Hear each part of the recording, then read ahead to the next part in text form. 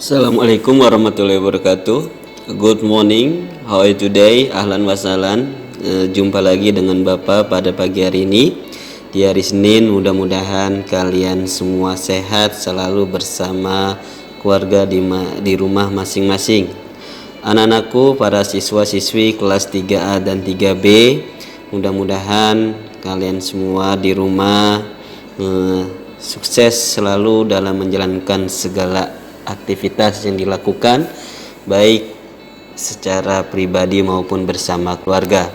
Anak-anakku yang berbahagia, pagi hari ini adalah mata pelajaran kita adalah fikih. Yang kita bahas adalah hari ini yaitu hikmah sholat ketika sakit.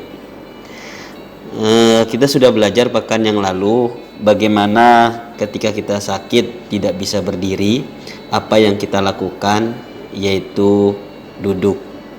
Ketika kita sholat duduk juga tidak mampu, apa yang kita lakukan adalah berbaring. Ketika berbaring tidak mampu juga kita tentang. Yang terakhir, kalau memang tidak bisa mampu semuanya dari yang ini, maka adalah dengan isyarat, yaitu kedipan mata. Karena biar gimana pun kita diwajibkan sholat. Baik, anak-anakku yang berbahagia, apa saja sih hikmah sholat ketika sakit dan apa yang terkandung di dalamnya dan apa manfaatnya? Baik, kita simak materi berikut. Yang pertama adalah mendekatkan diri kepada Allah Subhanahu wa taala.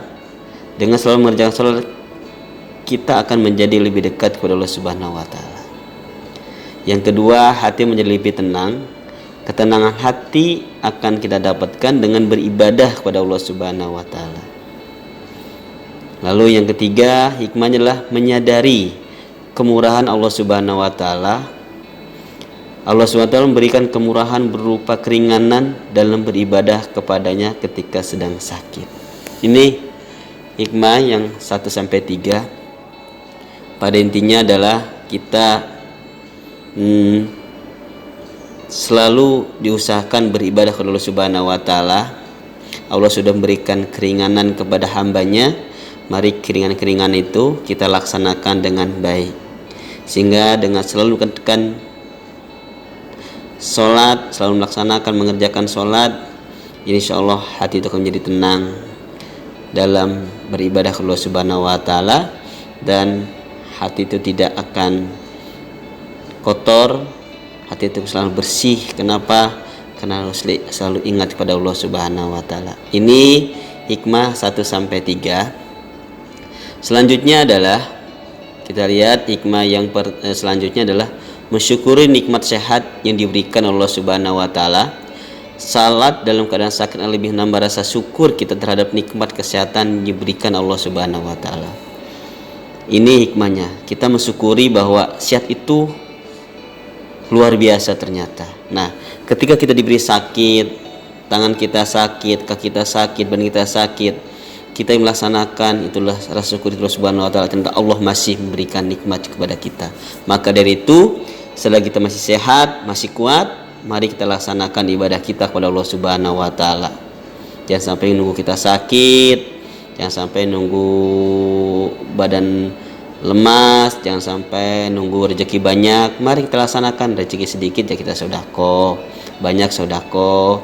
Badan sehat lebih rajin, ketika sakit juga pun harus rajin untuk menambah rasa syukur kita Allah Subhanahu wa taala, selalu memberikan nikmatnya kepada kita semua atau kepada hambanya.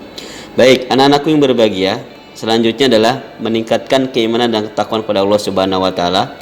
Keimanan dan ketakwaan kita kepada Allah Subhanahu wa taala akan bertambah dengan senantiasa beribadah kepadanya dalam setiap keadaan.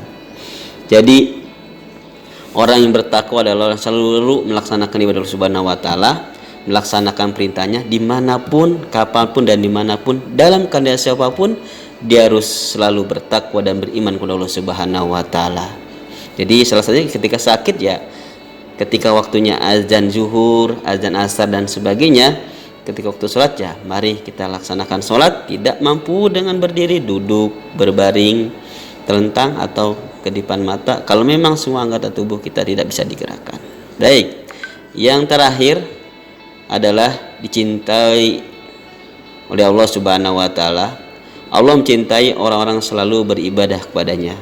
Allah mencintai orang-orang yang berbuat baik. Allah mencintai orang-orang yang rajin sedekah. Allah cinta kepada orang-orang yang beribadah dengan rajin dan sebagainya.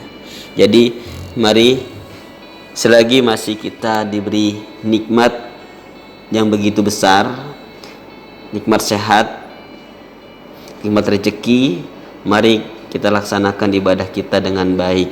Selagi kita mampu berdiri, nikmat Allah yang berikan pada kita berdiri dengan baik. Jangan sampai nikmat itu tidak kita syukuri, nikmat sendiri kita syukuri. Jadi mari kita syukuri nikmat itu, nikmat kesehatan, nikmat keimanan, dengan selalu beribadah kepada Allah Subhanahu wa taala. Dengan melaksanakan ibadahnya dengan baik dalam kondisi apapun, insya Allah Allah mencintai orang-orang selalu beribadah kepadanya. Allah yuhibbul muhsinin. Allah cinta kepada orang-orang yang berbuat baik, orang yang rajin sedekah, rajin ibadah, rajin menolong dan sebagainya.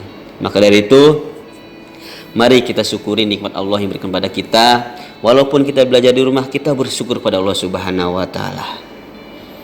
Ya, jadi jangan mengeluh, mari kita bersyukur bahwa semuanya pasti ada hikmah.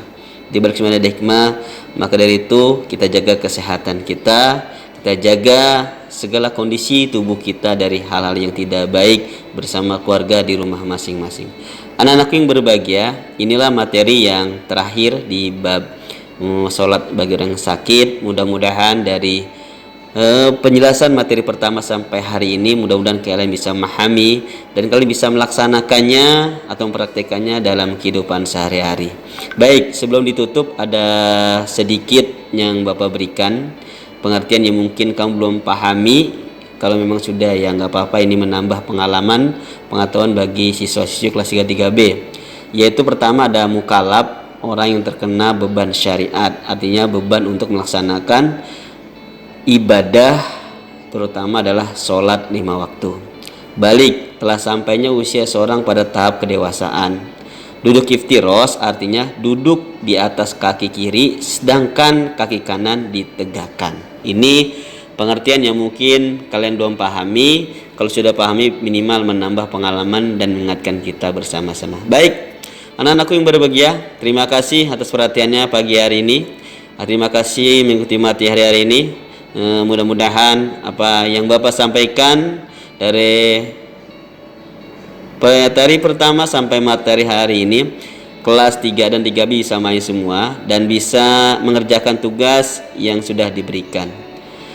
Semoga kita selalu sehat, selalu beribadah, selalu bersedekah. Semoga kita menjadi hamba-hamba yang dicintai oleh Allah Subhanahu wa taala dalam melaksanakan ibadah kita. Terima kasih. Wassalamualaikum warahmatullahi wabarakatuh.